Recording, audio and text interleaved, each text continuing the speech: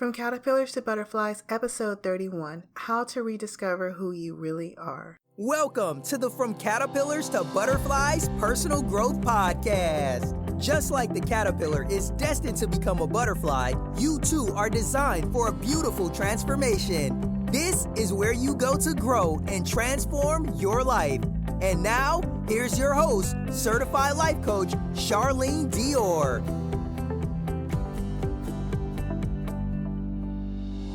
Hey, this is Charlene, your host of the From Caterpillars to Butterflies Personal Growth Podcast, where we talk about all things personal growth. If it can help you grow, we will likely be covering it right here.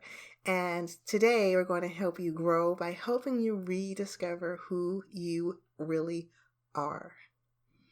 I am convinced that life conditions us at a young age to suppress who we really are. So much so that as we get older and we get into adulthood, we don't even know who we are. I talk to women all the time who say that they lost themselves in a relationship. They took on his habits and his beliefs and his hobbies, and they've kind of forgotten a little bit of who they are, which happens. But I think that it's even deeper than that. It's deeper than a relationship or a time of being connected with someone. I think that we spend our lives suppressing ourselves. When I was a young girl, there was an incident, and I might have told this story on the podcast before, I can't recall. But my family was out at a baseball game. I think my brother was playing in the game. And for whatever reason, I was standing on top of the family car crying. And I don't even know if I remember that event, but I totally remember the videotape that was played because I was being recorded when I was crying, standing on top of the car. And that videotape was played in my household growing up over and over again. And everyone watching the video got a kick out of it. Everyone, that is, except for me. I hated that video. And what I learned at a young age is that people judge you. And when you are the center of attention, when you are elevated because I'm standing on top of the car, it's just the perfect opportunity for you to be judged. I learned that people were judgmental, and I learned that it didn't feel good. And so I adopted. I suppressed a little bit of who I was. I went into a shell. I hid in life, literally and figuratively. In class, I never wanted to raise my hand, even when I knew the answer. I was a smart girl. I went to college on a full scholarship. I was smart, but I didn't want to raise my hand because that meant that everyone in the class would turn around and look at me and listen to what I had to say and judge me. And being judged doesn't feel good. So I suppressed a little bit of who I was. I suppressed what I knew. I suppressed my knowledge because I didn't want to be judged. When I was in high school, we had a senior ditch day, and we're at breakfast at Huddle House or Waffle House or somewhere, I don't know. Everyone's talking and fellowshipping and laughing, and one of my classmates says to me, "You laugh loudly," like with so much disdain, you know? And I was like, wow, did I laugh too loud? Did I miss the memo of how loud I'm supposed to laugh? And so I suppressed my laugh. Better not laugh too loud. People will judge you for that. So we're going through life all the time and we're trying to protect ourselves. People are giving us a hard time about this or calling us out about that, or even just things happen. You know, maybe you went out for the cheerleading squad and you didn't get it. You didn't make the team. And so for some people, some kids, they might tell themselves something about themselves when they don't get chosen for the cheerleading squad or the football team. They might say that they aren't good enough, or that they were too fat or too skinny or too tall or too short, right? And so then, because they got a bout of rejection, they suppress a little bit of who they are, or they try to be someone that they're not because they're trying to fit in. They're trying to get the opportunity. Whereas on the other hand, if someone didn't make the cheerleading squad and an adult or someone more knowledgeable sat them down and said, hey, did you give it your best shot? And the kid said, yeah. And then the adult would say, great. That's all you can do. Sometimes you win, sometimes you learn. Is there another sport you'd like to try out for? Right? And then that kid might grow up with a different level of belief about life and opportunities and rejection. But when we don't have those things, and we don't have someone to help us shape our beliefs about something, then we just kind of make up our own beliefs. Right? And so I made up the belief that people are judgmental, and so I better not let them judge me. And we go through life and we're constantly laying bricks to protect ourselves. You laugh too loud, someone calls you out on it, brick gets laid. Standing on the car crying, people are laughing at you, brick gets laid. Didn't make the cheerleading squad, lay another brick. Boyfriend breaks up with you, another brick gets laid. And then you go through life and all these bricks are laid. All these bricks that you've laid over time to protect yourself have all of a sudden formed this wall that is boxing you in on all four sides.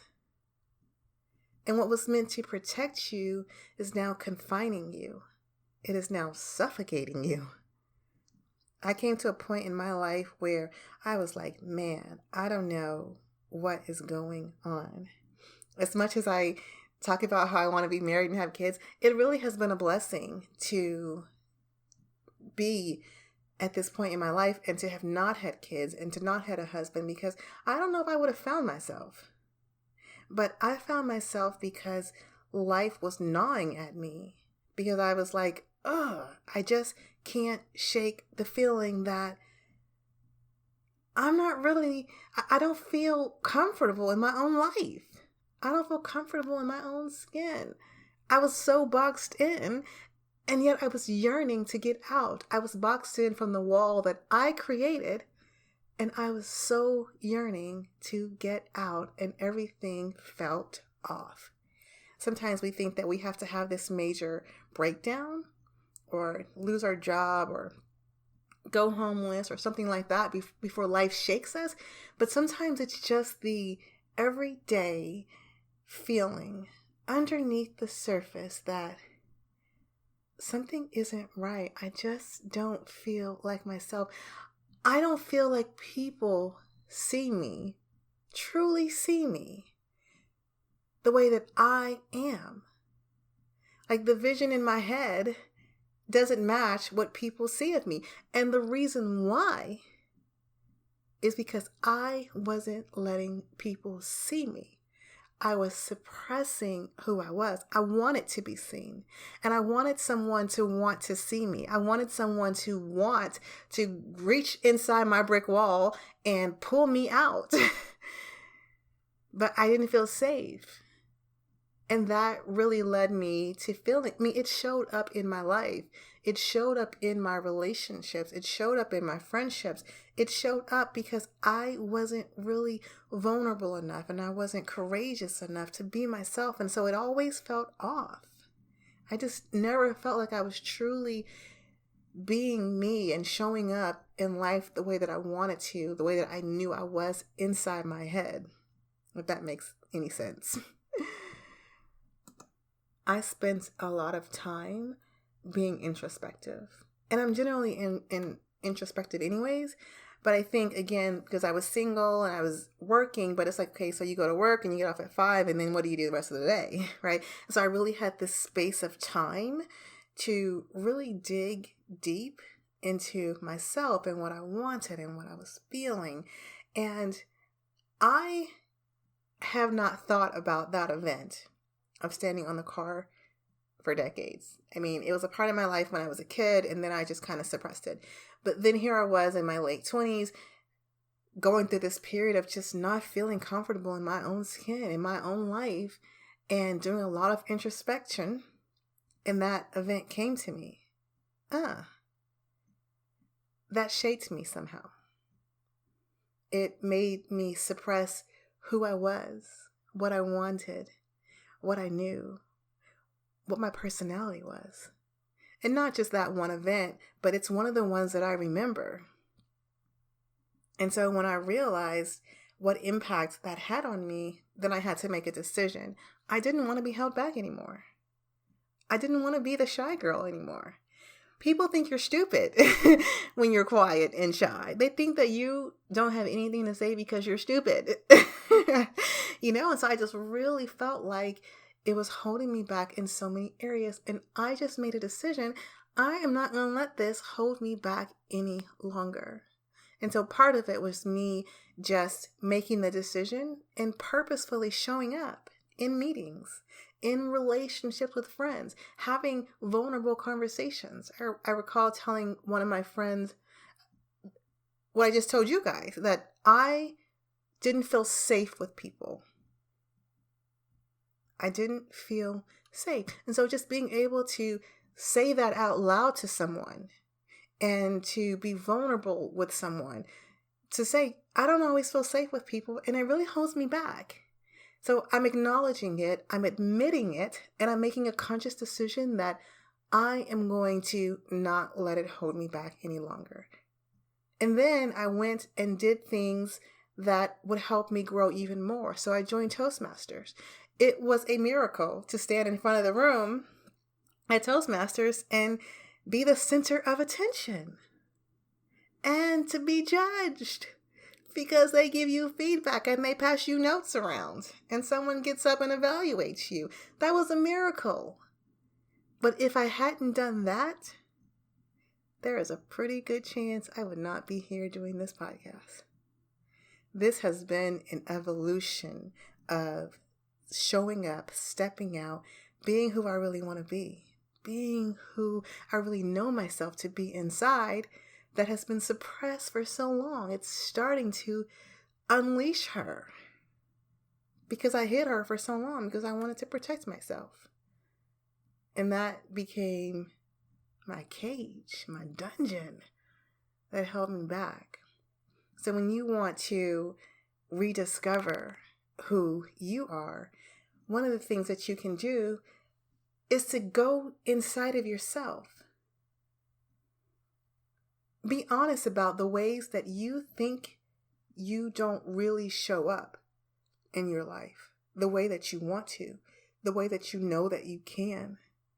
Being honest about how you think other people view you, and is their interpretation of you the truth of who you are? When do you feel like you're not really showing up? What does that look like for you? What makes you believe that you need to rediscover yourself? Where does that come from? Digging inside yourself to find the answers. And then I like to tell people to think about your oldest memories. I have been alive for 11,981 days. I've been alive for almost 12,000 days. And I don't remember every day. And I definitely don't remember every hour. But there are some things in my life that have stuck out to me. Standing on the car crying. Being told that I laughed too loudly. Being told that I was childish. That was something that was said to me in high school. That I was childish. And that made me suppress myself. Because I'm not childish. I'm 16. But that fun-loving, playful, fun-spirited person started to get real serious. Because I can't be childish, right? So what are some of the things that you remember from your life, good or bad? And why do you remember that? I think that we're shaped a lot by things that come with intense emotion. So when you think about some of the events that you remember, it's likely that it was very emotional for you. Not that you were necessarily crying, but there were feelings of insecurity, of embarrassment, maybe, or it was repetitious. So it's something that has occurred over and over again. So you're shaped by things that have occurred over and over again, or things that cause you to have a strong emotional impact or reaction. So what are some of the memories that you have that had a strong emotional reaction from you, or elicited that strong emotional reaction, or that has occurred over and over again? And what does that tell you about yourself? What did those things tell you about life? What did it tell you about other people? So going back and looking at some of the things that you remember, because you don't remember everything. But why do you remember that thing? Why do you remember that thing? Another way that you can start to rediscover who you are is to explore your interests. So one of the ways that we suppress ourselves is we suppress our desires, because maybe we didn't get the cheerleading squad. And so then we blew it off and we were like, I didn't want that anyway, right? So we suppress ourselves by suppressing our true desires, of always having an excuse or a reason, or shutting out what we really want. And so you might not even know what you really want anymore. I tell people, stop saying you don't know what you want. Stop saying that you don't know where you want to eat for dinner. Stop saying it. It's time for you to know what you want. That's how you rediscover who you are, by owning what you want. What do you want for dinner today? Have an answer. But I tell people to be interested in finding out if you're interested. Maybe you don't really know if you're really interested in that thing. But if you think you might be interested, explore it. Be interested in finding out if you're interested. This is something that has held me back with dating. I'm not the kind of girl that looks at a guy physically and think, oh yeah, I want him, right? What I'm most interested in rather is the chemistry, the personal connection, the personality. And so I'd be like, I really can't tell if I am interested in him or not, because I don't know him. And so I have to tell myself, well, Charlene, just be interested in finding out if you're interested. You don't have to be interested right now. Be interested in finding out if you're interested. And so if you think that you might be interested in a career or in a hobby or in a state or in a car, just be interested enough to find out. You don't have to make a decision, but you start to learn what you like. You start to understand what you want to be a part of, what you want to be in your life, just by following your interest. So you can unleash your interests, those things that you have suppressed, by exploring those things that spark your imagination or your interest. So be interested in finding out if you're interested. Ask yourself, who would you be if some event did or didn't happen in your life? Who would you be? How would you be differently? If I was standing on the car as a kid and everyone was cheering me on and laughing at me, maybe I'm not laughing at me, but laughing with me, right? Maybe I'm singing and dancing or telling jokes and everyone got a kick out of it. I might have loved the spotlight. I might have gotten something else out of it. If that never happened, if I was never standing on the car, if I was just at the game eating peanuts, that would have had another different effect on me. So when I want to say, well, who are you, Charlene, outside of this event? Who are you? Then I can start to say, who would you be had that not happened? I said on a previous episode on confidence that when you want to be confident, you just act confident. I talked about how I had to go to a meeting and I was an analyst and I had to go into the meeting with the president of the company. And I was like, man, I don't belong in this meeting. Well, how would I walk in the meeting if I did belong? Well, I would walk in with my head held high. I'd walk in, I'd smile at people, right? So you can do the same sort of just role playing. Who would you be if that didn't happen? And just try it on for size. Just act like it, right? So just exploring who you would be if certain things did or didn't happen can also, being curious about that, can also help you rediscover who you really are. And lastly, just identifying the spaces and the places where you just don't feel like yourself. Identifying the times where you're wishy-washy. Have you ever been totally in love with something when you were talking to person A, and then when you were talking to person B, you were totally against it? Like, where are you wishy-washy in your own life?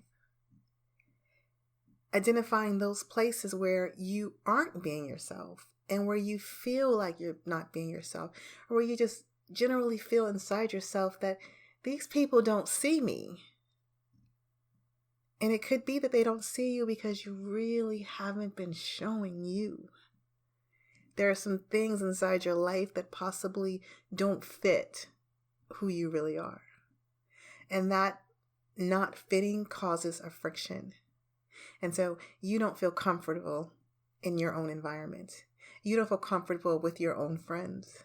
Like, I've had friends that I didn't really feel comfortable with. I mean, like, it's cool to go hang out maybe, but you're not my girl, because I don't feel comfortable with you.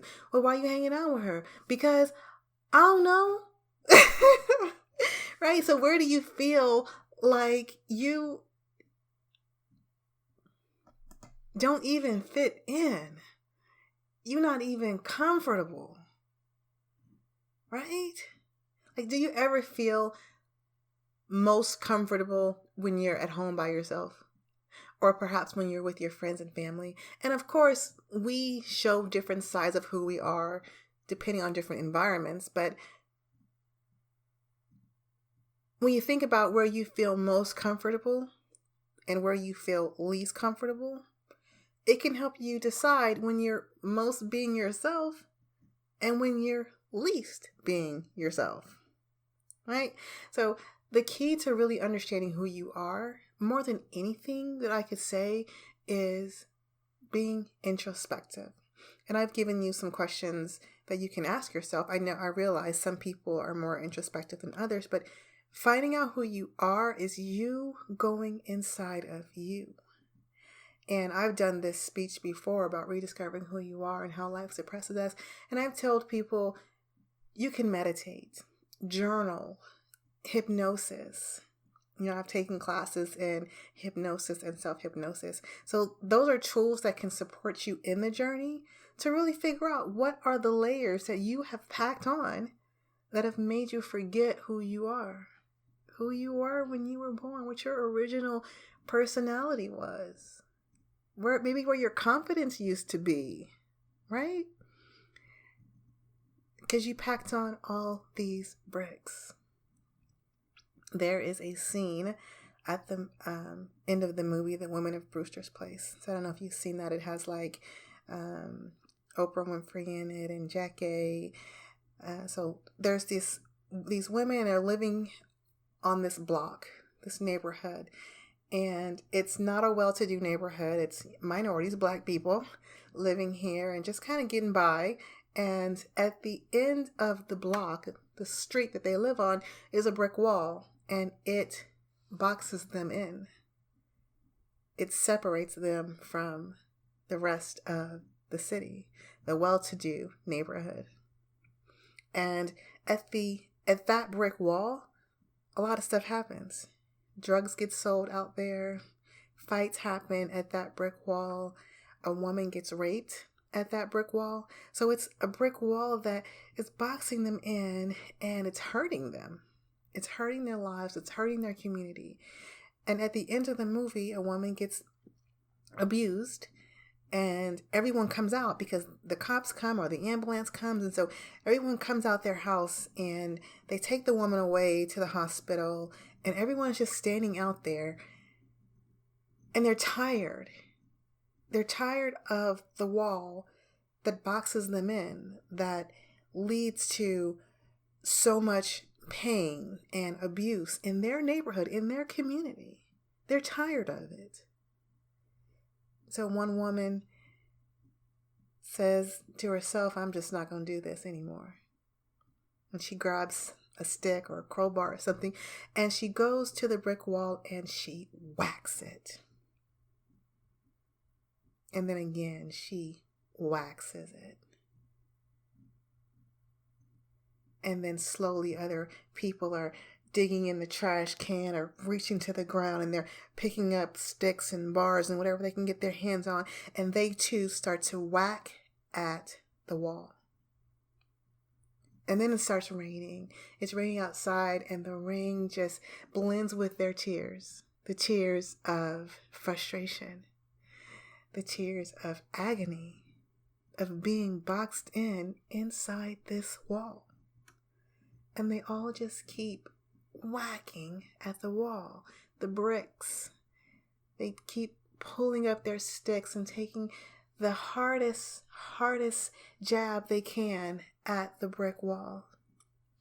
And slowly but surely, pieces of brick start to fall and break apart. And the wall is starting to break and pieces are coming down. And they just keep whacking at it. The rain doesn't stop them. They just keep whacking at it. They're tired. They're ready to reach through the other side. They don't want to suffocate inside this brick wall any longer. Rediscovering who you are is a bit like that. It's a bit like whacking at the wall that you built to protect yourself. It's being willing to take your hardest hit and say, I'm not going to be that person anymore. I am not going to suppress myself anymore. I am not going to hide behind this facade anymore. Whack. I am not going to be fearful of being judged. It's holding me back. Whack. I'm not going to pretend like I don't want more, that I don't deserve more. Whack. Whack. Right? Whack. That's what it's like. It's just slowly saying, enough is enough. Here's the places I've been hiding. Here's the parts of me that I've been concealing. Here's the times where I haven't really wanted to be seen. Here's the times where I've lied about what I really wanted. Here's the time where I've been wishy-washy, agreeing with everybody so everybody will like me, or avoiding confrontation. Here are the times where I have felt out of place and not comfortable in my own skin, in my own life. And I'm going to whack at the wall for as long as it takes until the real me shows up. That's what you got to do. Whack at the wall that you've built. That's how you rediscover who you are. And when you know who you are, and when you're comfortable in your own skin and you're comfortable in your own life, it's much more joyful. It's much more fulfilling and meaningful. Sometimes we're pretending and we don't even know that we're pretending. You know, we've just suppressed ourselves for so long that we just don't even know when we're being real and when we're pretending. And being willing to just peel back the layers. Get to the root and to the heart of who you are. And the last thing that I'll say about rediscovering who you are is that you can pray about it. I mean, I talked about meditation and hypnosis. You can just pray, God, show me who I am. Let me see me like you see me. Just pray about it. So I hope that this episode helps you. I would love to hear from you if it has helped you. You can email me at charlene@fromcaterpillarstobutterflies.com. Don't forget you can find us on social media, Facebook, Twitter, Instagram, and you can support the show on Patreon as well. As always, it is my pleasure to come to you, and until next time, grow on purpose.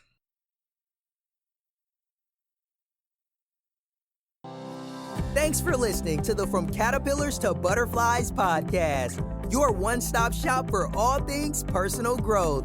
For today's show notes and even more tools and resources to help you transform the life you have into the life you love, go to www.fromcaterpillarstobutterflies.com.